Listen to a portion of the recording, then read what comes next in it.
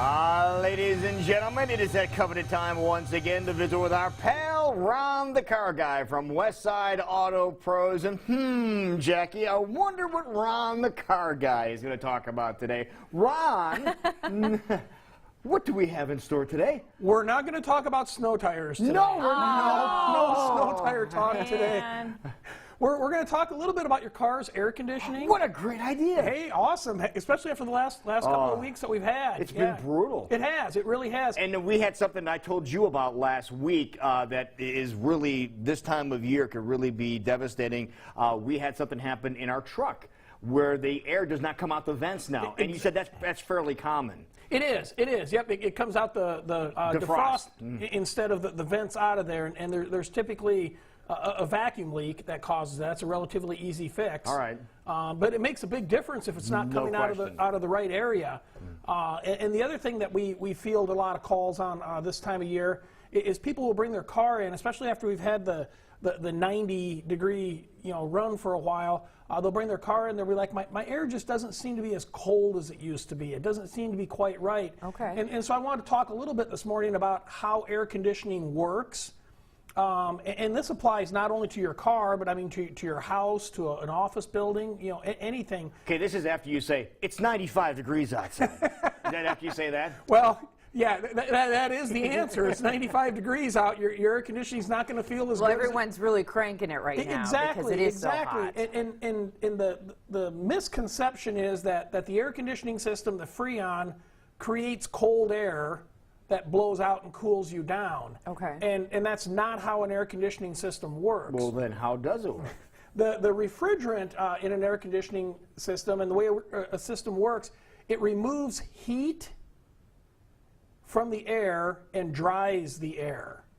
So rather than creating cold air, it takes heat out of hot air. Okay. So if you stop and think about it a little bit, if it starts out with 70-degree temperature, it's going to be easier for the air conditioning system to cool that air down than if it starts out with 95-degree temperature. And a well-tuned, a well-operating air conditioning system will typically take out between 30 and 40 degrees worth of heat. So if you've got a 60-degree day, you're going to get some really cold, upper 20s coming out of the vents of the car. Seriously? That cool? Wow. Yeah. If you've got a 95-degree day, you might see some 60-degree air coming out of there, which feels pretty good, but it's also removing the humidity out of it. Now, there's sensors in the system as well, so if you start on a 50-degree day, it's not going to get it down to 20 because it would freeze up. That's below freezing, so it's going to cause systems to shut down or cycle and stuff like that. But probably one of the best things you can do on those hot days is when you first get in your car and it's warm enough to cook an egg. We saw that, yeah. Yeah, it's legit. But when you first get in the car and take off, put the windows down. Put a couple of the windows down and drive 4 or 5 blocks. It might not feel the best because you've got this air blowing in that's hot, but it's also purging that hot air out of the car. You're sucking the hot air out. Exactly. And then put the windows up and then make sure that the air conditioning system is either on the maximum setting or make sure that the recirculate button. As I say, which button is it? Is it the one that says out in or the one that just says around in the car? Around in the car. That's okay. Exactly the button. Because what you're doing with that is the difference is the recirculating button is taking the air that's already in the car and it keeps running it through the air conditioner over and over. The outside takes the outside button, takes the outside air and brings it through the air conditioner and tries to cool it down. So if it's 95 degrees outside, you're continually bringing 95-degree air in, trying to cool it down. Inside the car, let's say it starts out at 95, well then after a few miles, it might get down to 90, 85, 80. You're lowering the temperature of the air, and you continue to run that through the air conditioning over and over, and it's going to bring the temperature down much cooler and much more quicker. efficiently. Yeah. Exactly. Exactly. So what are the biggest issues you're seeing right now with it being so hot? Just that it's not as cold as it normally is?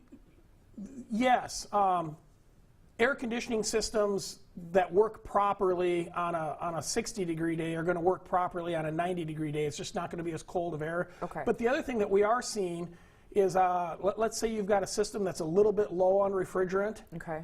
It might work okay or acceptable on a 60 or 70 degree day, but you get in those 95 degree days, and it just doesn't hardly seem to work at all. So, low refrigerant levels, over time, they leak out a little bit. Low refrigerant levels can Now, be where do an they issue. leak out from? Usually it's where there's rubber hoses, and usually it's where the hoses connect, or maybe around seals. On an older car, seals just tend to start to leak a little bit. Oftentimes it's as simple as just recharging the system. And how long will a recharge normally last? There's no way to measure the leak. If it took 5 years for it to leak out, leaks never get better. So a recharge might last a couple of years. There's just no way Can't to you tell. just use Fix-A-Flat? Yeah, they do make sealer for air conditioning systems, and there's a lot of controversy with that. I mean, I've seen it damage a lot of components in there.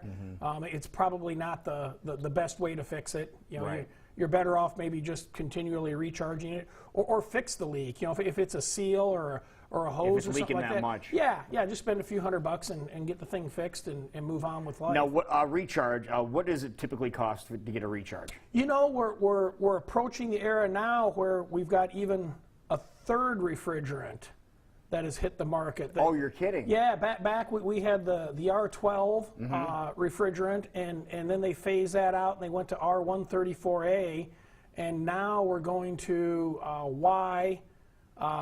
Y1234F. So we're gonna. Bingo. What does that mean to someone who's not a car guy? What that means is every time we upgrade or come out with a new refrigerant, it costs more. Okay, That's what it boils that's the down. bottom line. Yeah, that's the bottom line. So you're probably going to spend between $100 and $200. Oh, really? That much? Yeah, recharging Wow. an air conditioning So system. it'd be worth it just to get it fixed. Well, exactly. Unless it's a major component. If you've got an evaporator or something that costs $1,000 to replace. Or in you there, plan on unloading your car real soon. well, yeah, that's a possibility Yeah. too. Is there a test to see if that's what the issue is? We can test and find the leak. We can find a leak as low as a ½ an ounce a year. Wow. And how much does a typical system hold? Well, that new refrigerant that's coming out, I mean, there's 6 or 8 ounces. That's a is lot. all. Okay, but I'm saying that's still a good chunk, though. That's a Oh whole yeah, can. That's a yeah, whole can. exactly. Yeah. I remember back when I first got into this business, back in the early '80s, cars coming out of the late '70s and early '80s. I mean, we'd put 3-4 pounds. Those of are those refrigerant. big tanks. Oh yeah, They're yeah. big tanks, almost like propane tanks. Yeah, exactly. Yeah. And I mean, who knows if a house even uses that much anymore? So it has become more efficient, but it's also important, where if you had a system, an older system that had 3 pounds, and you lost 4 ounces, it was no big deal. Right. You've got a system that holds maybe 1 pound, you lose 4 ounces. You're going to notice It's a it. noticeable Yeah, difference. yeah. Plus, those old systems actually had a tank in it that held the oil that lubricated everything. The new systems, the oil's blended in with the refrigerant, so it just kind of floats around through the system. So if you lose you're losing lubrication at the same time. Yeah, exactly. Besides leaks that might happen or need to recharge your system, is a filter sometimes involved? The cabin air filter. Okay. Yeah. The forgotten filter. It's out of Right. sight, out of mind. It's just like your furnace filter in your house.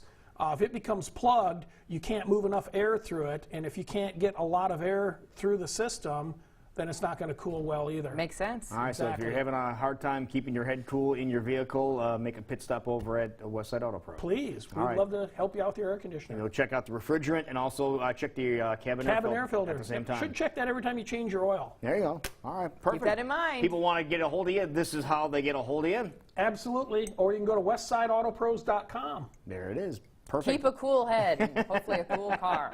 Well done. Subaru tomorrow?